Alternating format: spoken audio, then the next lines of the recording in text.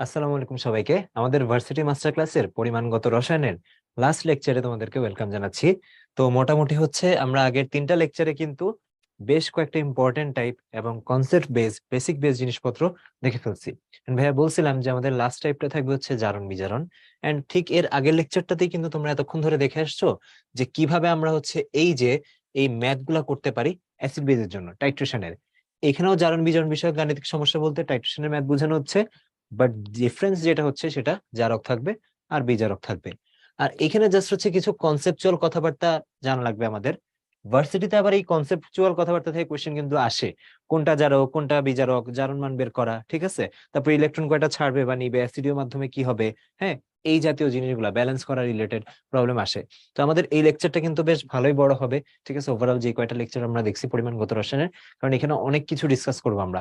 একদিকে যেমন থাকবে হচ্ছে আমাদের থিওরিটিক্যাল ব্যাপার স্যাপার গুলা, ওই যে যেটা বললাম, এই যে এই শুরুর পার্ট গুলা, কোনটা জারক কোনটা বিজারক, তারপর সমতা রিলেটেড, তারপর হচ্ছে অর্ধবিক্রিয়া রিলেটেড, আর আরেকদিকে থাকবে হচ্ছে ম্যাথমেটিক্যাল প্রবলেম গুলা। ওকে, তো চলো তাহলে শুরু করি।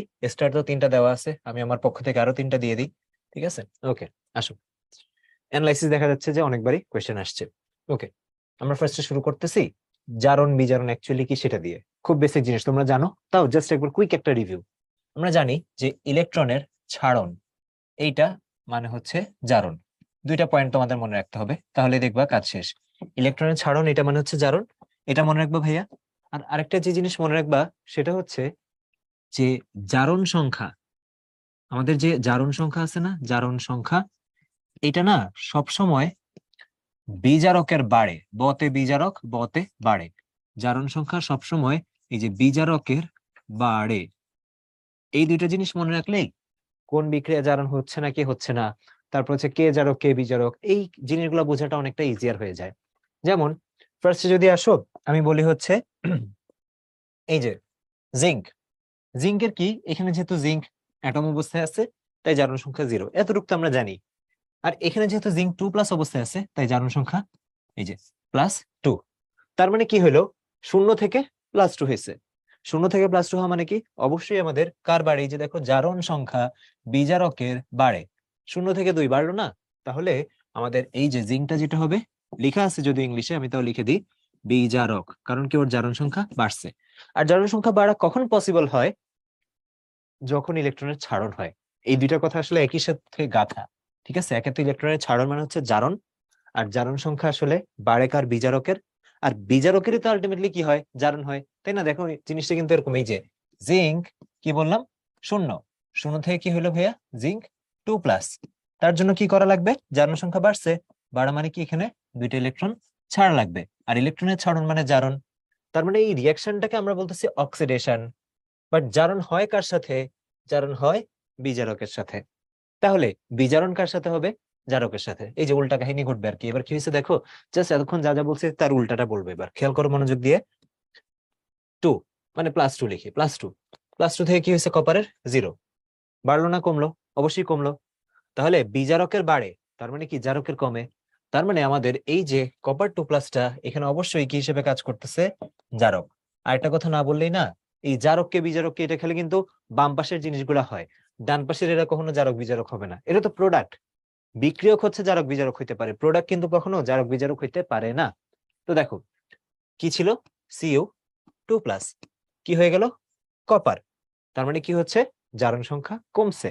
আচ্ছা, আর জারণ সংখ্যা কখন কমবে, যদি হচ্ছে উল্টা ঘটনা আর কি, যদি হচ্ছে ও দুইটা ইলেকট্রন নেয়। আর দুইটা ইলেকট্রন নেওয়ার ঘটনাকে বা ইলেকট্রন নেওয়ার ঘটনাকে কি বলে, বিজারণ বলে। রেড লিখলাম, রেড মানে রিডাকশন বা বিজারণ। বিজারণ তাহলে কার সাথে হয়, বিজারণ হয় জারকের সাথে। দেখছো, জারণ হয় বিজারকের সাথে, বিজারণ হয় জারকের সাথে। আর এই দুইটা কথা অ্যাসোসিয়েটেড, এটা মনে রাখলেই কাজ শেষ। মানে এই 2 লাইন শুরুতে যা লিখছি এতটুকু বুঝলেই অনেকটুকু কাজ শেষ। যে বিজারকের বাড়ে, আর বাড়বে কিভাবে, যদি ইলেকট্রন ছাড়ে, ইলেকট্রনের ছাড়নেই জারণ। তার মানে জারণ যার সাথে হয় সে নিজে কি, বিজারক। বাকিটা মানে নিচের জন্য কথাগুলো হচ্ছে উল্টাটা। ওকে, আসো এবার হচ্ছে আমরা কিছু প্রবলেম দেখি এটার উপর ভিত্তি করে। এই রিয়াকশনটা অনেক আসে, হ্যাঁ, খুবই টিপিক্যাল একটা রিয়াকশন। বলছে যে এই বিক্রিয়ার ক্ষেত্রে কোনটা হচ্ছে সঠিক। আচ্ছা, অনেক কিছু দেওয়া আছে, আমরা একটু বোঝার চেষ্টা করি। এই যে দেখো, SN এখানে কি, +2, আর এখানে কি হয়ে গেছে, +4। সো ফার্স্টে কি আমরা এতটুকু ডিসাইডেড না যে আমাদের SnCl2 মানে স্টেনাস ক্লোরাইড বলে এটাকে, ও কি হবে, বিজারক হবে, কারণ ওর বাড়ছে এই যে 2 থেকে 4 বাড়ছে, আর এখানে কি হচ্ছে +3 থেকে +2 কমছে। তাহলে আমরা বলতে পারি FeCl3 ওইখানে কি হিসেবে কাজ করছে, জারক। এই দুইজন কিন্তু জারক বিজারক কিছু না, প্রোডাক্ট কখনো জারক বিজারক হয় না, শুধুমাত্র রিঅ্যাক্টেন্ট জারক বিজারক হয়। তাহলে এবার উত্তর দেখি। ও প্রথমটাই তো মিলে গেছে, কি বলা, যে SnCl2 স্টেনাস ক্লোরাইড ও হচ্ছে বিজারক, এই যে মিলছে না। বাকিগুলো একটু চেক করে নিয়ে আসো দেখি। টিনের জারণ সংখ্যা হ্রাস পেয়েছে না, মোটেও না, 2 থেকে 4 বৃদ্ধি পেয়েছে। FeCl3 বিজারক না, FeCl3 জারক। Fe এর জারণ সংখ্যা বৃদ্ধি পেয়েছে, মোটেও না, এই যে +3 থেকে +2 কমছে, তার মানে সঠিক উত্তর এ। ওকে, চলো সামনের দিকে যাই। নিম্নের বিক্রিয়ার ক্ষেত্রে কোনটা সত্য? আবার আগের মতো কোশ্চেন। হ্যাঁ, প্রথম কথা হচ্ছে বি আর ডি কখনোই অ্যান্সার হবে না। কিভাবে বুঝলাম? কারণ এখানে ক্লোরিনটা হচ্ছে কখনোই মানে যে কোনো বিক্রিয়া না, এই বিক্রিয়া আর কি। এখানে ক্লোরিন সব জায়গায় -1 করেই আছে। সো এটাকে আমরা বলতে পারি কি, মনে আছে ওই যে দর্শক আয়ন।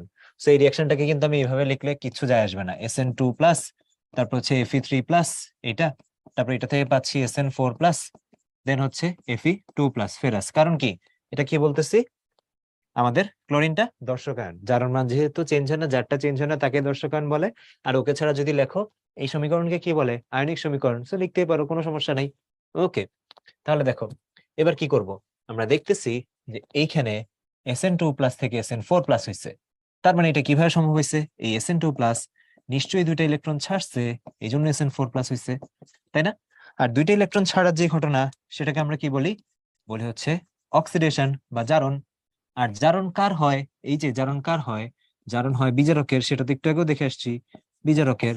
So আমরা কি বলতে পারি, SN ইজ অক্সিডাইজড। হ্যাঁ, কথা সত্যি, টিনের অক্সিডেশন হয়েছে। এটা আরো একুরেট হইতো যদি বলতো যে SN2+ ইজ অক্সিডাইজড, তাহলে আরো একুরেট হইতো আর কি কথাটা। ঠিক আছে, কারণ দুইটা কিন্তু আলাদা জিনিস। কারণ দেখো এই যে SN আবার 2টা ইলেকট্রন ছেড়ে SN2+ হয়, আর SN2+ ধরো আরো 2টা ইলেকট্রন ছাড়লো, তখন SN4+ হয়। তো অবশ্যই এই দুইটা কিন্তু আলাদা জিনিস, এক জিনিস না। ওকে, তাহলে আসো নেক্সট কোয়েশ্চেন কি, কোনটি জারণ বিজারণ বিক্রিয়া নয়, কোনটা জারণ জারণ বিক্রিয়া হবে না। ওকে, এটা চেক করব কিভাবে, জারণ বিজারণ বিক্রিয়া কোনটা। এই যে নন রিডক্স রিঅ্যাকশনে কি হয়, নন রিডক্স, নন রিডক্স রিঅ্যাকশনে যেটা হয়, অক্সিডেশন নাম্বারের কোনো চেঞ্জ হয় না। এই যে এইভাবে লিখলে তোমরা বুঝবা, নো চেঞ্জ। কি হচ্ছে, no change in oxidation number. Non redox রিঅ্যাকশনে জারণ সংখ্যার কোনো চেঞ্জ হবে না।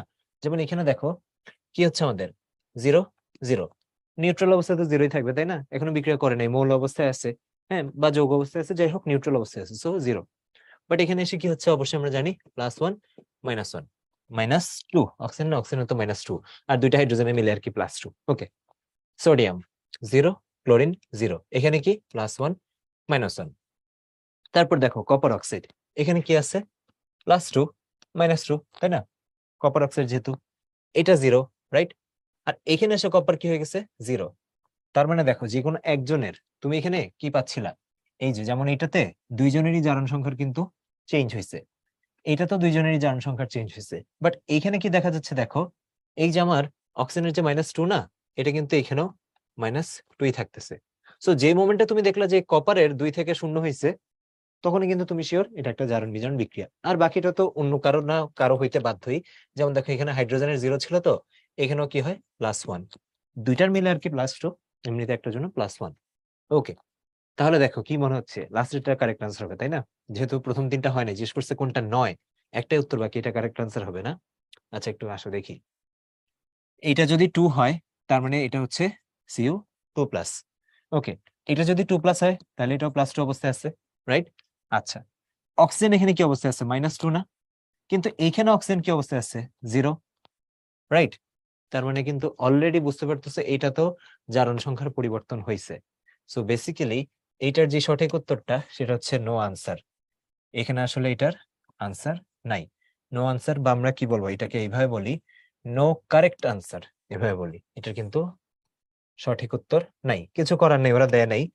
বাট এটা কেউ ভুল করে যদি মনে করে যে কারেক্ট আনসার হচ্ছে ডি, এই জন্য ভাই একটু কনফিউশনটা ক্লিয়ার করে দিলাম। আর বাকিটা ওই তো কোয়েশ্চেন ভুল দিছে, তো যারা পরীক্ষা দিছে তারা সবাই হয়তো নাম্বার পেয়ে গেছে। যেমন নাইট্রোজেনেরটাও দেখা দিই, দেখো এই যে দুইটা নাইট্রেটের, মনোযোগ দিয়ে দেখো এই জিনিসটা একটু ইন্টারেস্টিং। দুইটা নাইট্রেটের চার্জ কত? কপার যেহেতু +2, দুইটা নাইট্রেটের কত হবে? -2। তাহলে একটা নাইট্রেটের কত হবে? NO3 এর চার্জ -1। অ্যাকচুয়ালি তো তাই। NO3 কে তুমি কিভাবে লিখো? নাইট্রেট কে এইভাবে লিখো না, NO3 -1 বা শুধু মাইনাস এভাবে লিখো না? এই যে তুমি এটাকে এইভাবে লিখো কিন্তু, তাই না? সবসময় এইভাবে লিখছো।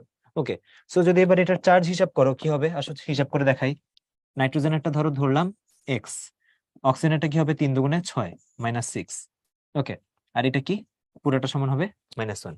সো ক্যালকুলেশন করলে x ইকুয়ালস টু -1 + 6, তার মানে কি হয়? +5। তাহলে এখানে নাইট্রোজেনের জারণ মান কত? +5। আর এখানে কত হইলো? এই যে অক্সিজেন যদি -2 হয়, এটা কত? +2। তার মানে কিন্তু আসলেই জারণ সংখ্যা চেঞ্জ হয়েছে, এন্ড এটা একটা স্পেশাল টাইপের রিঅ্যাকশন। সামনে যে ভাইয়া বলবো, ঠিক আছে, তুমি যদি জানো এখন একটু চিন্তা করে রাখো এটা কোন টাইপের রিঅ্যাকশন, বাট তাও হচ্ছে ভাইয়া সামনে যে বলবো স্পেশাল টাইপ গুলো নিয়ে আমরা আলোচনা করব। ওকে, কোন বিক্রিয়াটি জারণ বিজারণ নয়? হ্যাঁ, সব তো আর এরকম হবে না যে সবগুলো আমাদের ভুল আনসার দেওয়া বা আনসার পাবো না, ঠিক আছে। দেখো, এটা সরাসরি আমি সঠিক উত্তরে চলে যাই। সি হচ্ছে এখানে কারেক্ট আনসার। কিভাবে দেখো, ক্যালসিয়ামের +2, অক্সিজেনের তো হচ্ছে -2 করে, যেটা বোঝা যাচ্ছে এখানেও +2 আর -2 ঠিকঠাকই আছে। যেমন এখানেও অক্সিজেন -2 করে আছে, কোনো সমস্যা নেই। জাস্ট কার্বনেটটা চেক করে নিলে হয়। 3 দুগুণে 6, 6 থেকে 2 গেলে 4। আবারও দেখো 3 দুগুণে 6, 6 হচ্ছে অক্সিজেনের, আর ক্যালসিয়ামের 2 বাদ গেলে 6 থেকে 2 গেলে 4। তার মানে এখানে এই কার্বনেও কত আছে? 4। এই যে 4 আছে না, দেখো অক্সিজেন দুইটা না, 2 দুগুণে -4 আর এখানে +4, ঠিক আছে না? সো এটা জারণ বিজারণ নয়, কারণ এখানে যার যার জারণ সংখ্যা যা ছিল এখানেও তা আছে। আবারও বলতেছি, কনফিউজ হয় না যে ভাই অক্সিজেন কি 4 লিখছেন আর এখানে 2 লিখছেন, এরকম না। 3 দুগুণে 6 না, এখানে তো 3টা মিলে 6, আর এখানে 2টা মিলে কি 2। আলটিমেটলি আমরা হিসাব করি যে একটা ইউনিটের একটা পরমাণুর জন্য হিসাব করি কিন্তু আমরা জারণ সংখ্যাটা, একটা পরমাণুর জন্য হিসেবটা করা হয় জারণ সংখ্যা। ওকে, আচ্ছা, একটা পরমাণুর ON লিখে দিই। ON মানে কি? অক্সিডেশন নাম্বার, জারণ সংখ্যা। নিচের কোনটি জারণ বিজারণ বিক্রিয়া? নিচের কোনটি জারণ বিজারণ বিক্রিয়া? সবগুলা চেক করে দেখতে হবে আর কি, ঠিক আছে? আমরা সময় নষ্ট না করি, সঠিক উত্তর যেটা সেটা হচ্ছে আমাদের এ হবে। এটা যদি আর একটু ইজিলি বুঝে যায়, দেখো এখানে কিভাবে এটা ইজিলি বুঝে যায় সেটা বলতেছি। মানে আমি তাকানোর সাথে সাথে কি কেন আমার মনে হয়েছে, প্রথমটাই ছিল তো এই জন্য প্রথমটাই সঠিক উত্তর, বাট তাও কেন হচ্ছে এটা বুঝলাম। 3 দুগুণে 6, এটা কত আসে? -6। লিথিয়াম তো গ্রুপ 1 এর, তাই না? হাইড্রোজেন, লিথিয়াম, এভাবে সোডিয়াম, পটাশিয়াম গ্রুপ 1 এর, এই জন্য ওটা কত? +1। তার মানে কি নাইট্রোজেনেরটা +5 হইতে বাধ্য, নাইট্রোজেনেরটা +5 হইতে বাধ্য। আর এটা না দেখেই বোঝা যাচ্ছে অক্সিজেন 2 দুগুণে 4, তাহলে এখানে নাইট্রোজেনেরটা হবে 4। তার মানে জারণ সংখ্যার চেঞ্জ হয়েছে, আর জারণ সংখ্যার চেঞ্জ হওয়া মানে তো কি? জারণ বিজারণ বিক্রিয়া। বাকিগুলো তুমি চেক করে দেখতে পারো আর কি, যে বাকি কোনোটাতেই চেঞ্জ হয় নাই আসলে। যেমন এখানে কার্বনেটের জন্য চেক করে দেখতে পারো, এটা দেখতে পারো, সবগুলাতেই মোটামুটি সেমই আছে। অন্য কোনোটাতে না ঠিকঠাকই আছে, জাস্ট প্রথমটাতে আমাদের জারণ সংখ্যার চেঞ্জ হয়েছে। নাইট্রোজেনেরটা দেখে বলে দিলাম, অক্সিজেনেরটা দেখেও বলা যায়, অক্সিজেনেরটা দেখেও বলা যায় এই যে 0, 0, আর এখানে কত? -2 করে। তার মানে অবশ্যই এটা জারণ বিজারণ বিক্রিয়া। এই দুইটা কিন্তু একই ক্যাটাগরির। এই যে এটা যেমন দেখলাম কপার নাইট্রেটের এটা, আর এটা দেখলাম এই যে লিথিয়াম নাইট্রেটের। আবারও বলতেছি, তুমি একটু মনে করে দেখো, তোমার বইতে এরকম একটা রিয়াকশন ছিল যে কোন একটা পার্টিকুলার যৌগ ভাঙে, তার একটা অংশ জারিত হয় আরেকটা অংশ বিজারিত হয়। মানে একই যৌগের একটা পরমাণু জারিত হয় আরেকটা বিজারিত হয়, এরকম। যেমন দেখো এখানে নাইট্রোজেন অক্সিজেন, তারপর এখানেও নাইট্রোজেন অক্সিজেন, একটা পোর্শন জারিত হয় আরেকটা পোর্শন বিজারিত হয়। ওকে, এবার আসো আমরা মৌলগুলোর যে জারণ সংখ্যা সেটা একটু দেখে নিই। এতক্ষণ আমরা এই কনসেপ্টটা ইউজ করছি, বাট এবার একটু ডেপথে দেখি কি কি বলা যায় এখানে। মৌলিক অবস্থায় জারণ মান 0 থাকে, অবশ্যই 0 থাকে, এতক্ষণ দেখছি আমরা, ইউজ করছি ইনফ্যাক্ট এই কনসেপ্ট। সোডিয়াম থাকলে জারণ মান 0, অক্সিজেনের 0, ক্লোরিনের 0, ফসফরাস P4 আকারে থাকে, কিন্তু ফসফরাস কিন্তু P4 আকারে থাকে। তার মানে যে এখানে জারণ মান 4 বা -4 হবে এরকম না। এটাই হচ্ছে ওর, এগুলা যেমন দ্বিপরমাণু, এই ফসফরাস হচ্ছে 4 পরমাণু বিশিষ্ট P4, এই জন্য এটারও কিন্তু 0ই হবে। সালফার আবার হচ্ছে 8 পরমাণু বিশিষ্ট, এই জন্য সালফারেরও কিন্তু 0ই হবে। ঠিক আছে, তোমরা সালফারের স্ট্রাকচারটা সার্চ দিয়ে দেখো, ইন্টারেস্টিং। ঠিক আছে, S8 স্ট্রাকচার লিখে সার্চ দিবা, দেখবে যে একটা ক্রাউনের মতো, ঠিক আছে, এই যে এই টাইপের একটা স্ট্রাকচার আসে। এই যে আমাদের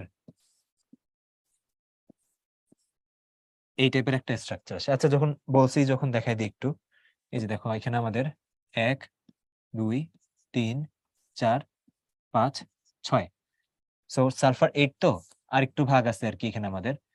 এইটা এরকম আসবে, এটা আর এটা হ্যাঁ এবার মিলবে, এটা এটা এরকম আসবে, মানে ক্রাউন তো নিচে যেরকম ডাব্লিউর মতো উপরে এরকম ডাব্লিউর মতো।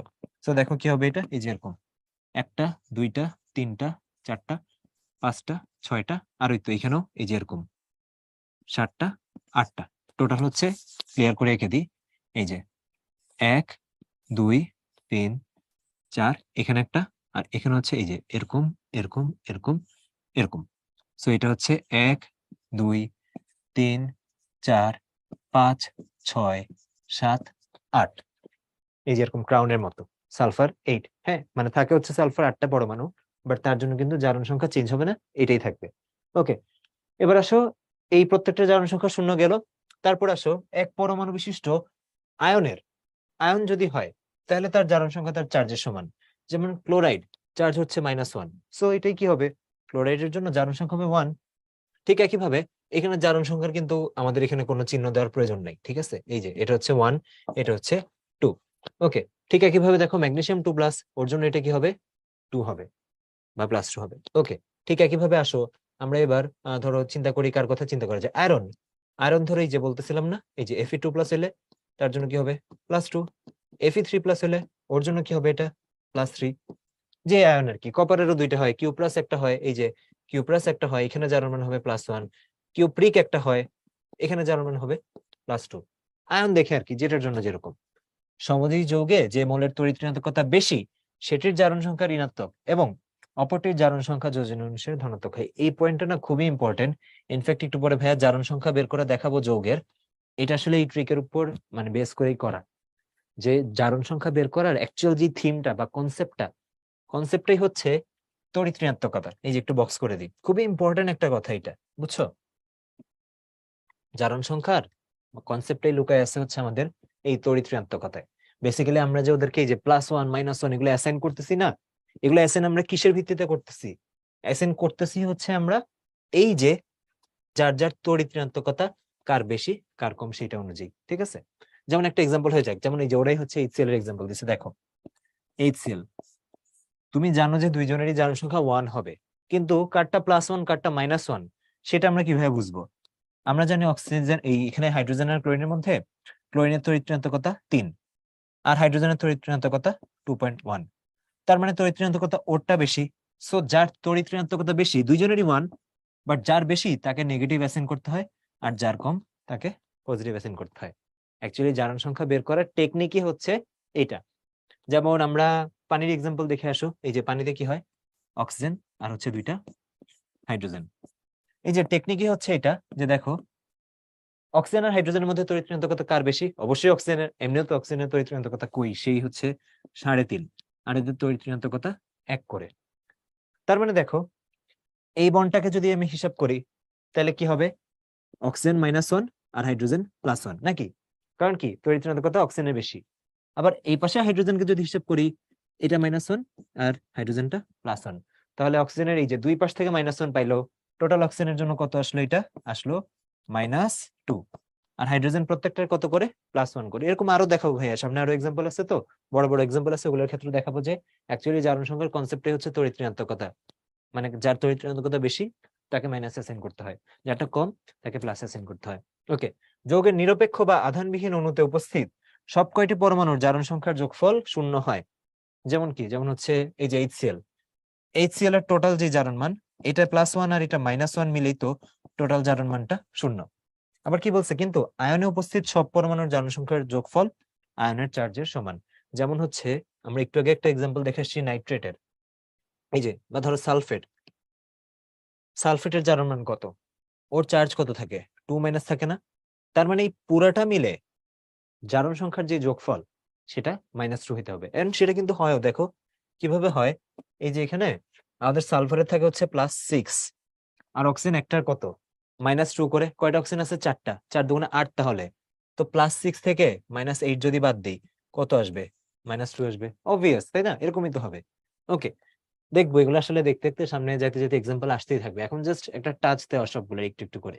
আসো বাকিটা একটু সামারাইজ করে নি। পর্যায় সারণীতে গ্রুপ ভিত্তিক মৌলের জন্য, গ্রুপ ভিত্তিক মৌলকে এই যে পর্যায় সারণীর প্রথম গ্রুপ যেটা 1A বা 1 একদম হচ্ছে পর্যায় সারণীর বাম পাশে যেটা থাকে, এই যে বাম পাশে, এটা আমাদের পর্যায় সারণী না, এই যে ধরো এরকম, এটা হচ্ছে আমাদের পর্যায় সারণী। এই যে এটা হচ্ছে আমাদের পর্যায় সারণী, এরকম, ঠিক আছে এটা। সো এই যে এইখানে যারা আমাদের থাকে, একদম এইখানে যারা আমাদের থাকে সেটা কি গ্রুপ 1, তারপর থাকে গ্রুপ 2, তারপরে এই যে এই পাশে আলটিমেটলি আমাদের চলে আসে গ্রুপ 18 পর্যন্ত।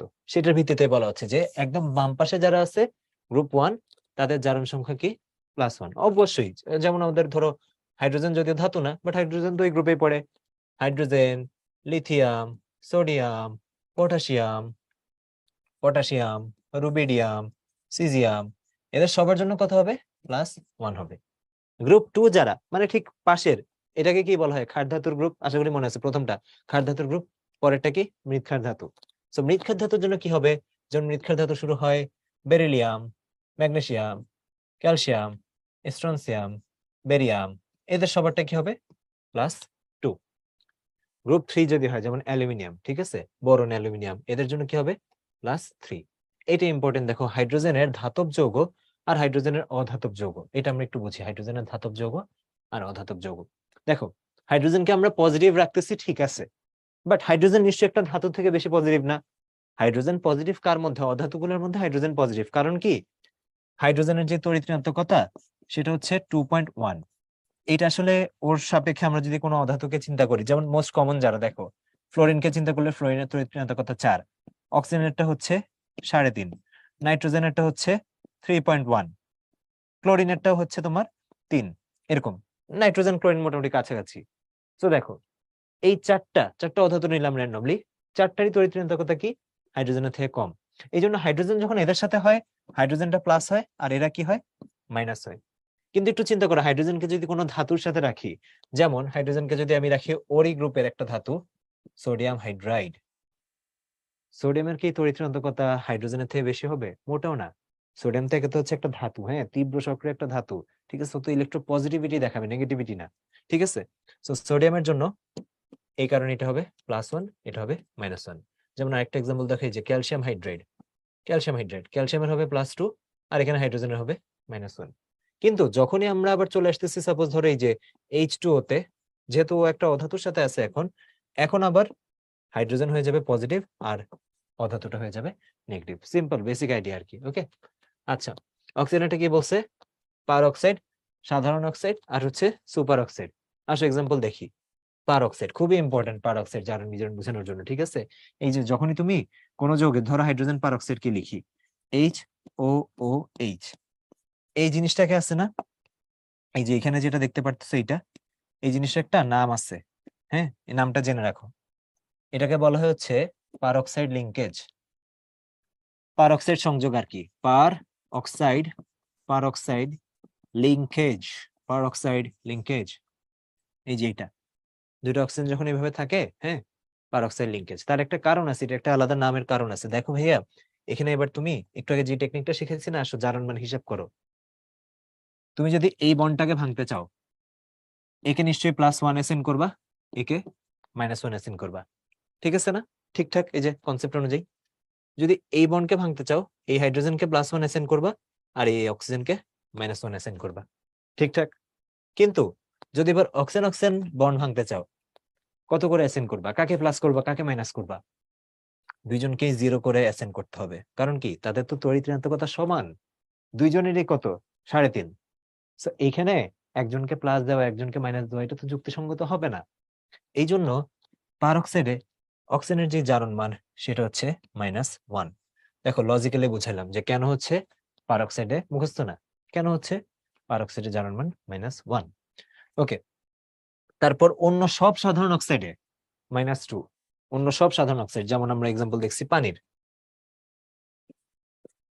পানির কি হবে এখানে? পানির জন্য বন্ধন বন্ধন -2। কিভাবে? আচ্ছা লজিক্যালি দেখাই ধাপে ধাপে। +1 -1, আবার +1 -1, সো টোটাল কত আসলো? -2। আসলে যেহেতু একটা এক্সাম্পল বলাই আছে, এটা নিয়েও কথা বলে দিই, বলা যায় না কোনবার ভার্সিটিতে এটা এমসিকিউ হিসেবে চলে আসে। ফ্লোরিন বাদে, যেমন এইটা যদি আমি পানি সংকেত না লিখে এইভাবে লিখি, এই যে দেখো অক্সিজেন আর দুইটা ফ্লোরিন, দুইটা হাইড্রোজেন না দিয়ে দুইটা ফ্লোরিন দিলাম। এবার দেখো তো ভাইয়া, শুধুমাত্র পর্যায় সারণীতে একটাই মৌল আছে যার তড়িৎ ঋণাত্মকতা অক্সিজেনের থেকে বেশি, এন্ড দ্যাট ইজ ফ্লোরিন। তার মানে এবার যদি ও ফ্লোরিনের সাথে বন্ড করতে চায়, এই যে অক্সিজেন আর ফ্লোরিন যেহেতু আছে, এটা যদি তুমি ভাঙো, এখন তুমি ফ্লোরিনকে দিবা -1, অক্সিজেনকে দিবা +1। ঠিক আছে না? লজিক্যাল তো, তাই না? এই যে ওর হচ্ছে 4, ওর হচ্ছে 3.5, সো যার হচ্ছে তড়িৎ ঋণাত্মকতা বেশি তাকে তোমরা মাইনাসটা দিতে হয়, রাইট? আর এখানে ফ্লোরিনের ক্ষেত্রে কি হবে? একইভাবে -1 +1।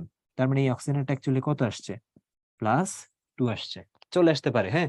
OF2 যৌগে, এই যে এটা কি দাঁড়ালো যৌগটা? OF2, এই যৌগে অক্সিজেনের জারণ মান কত?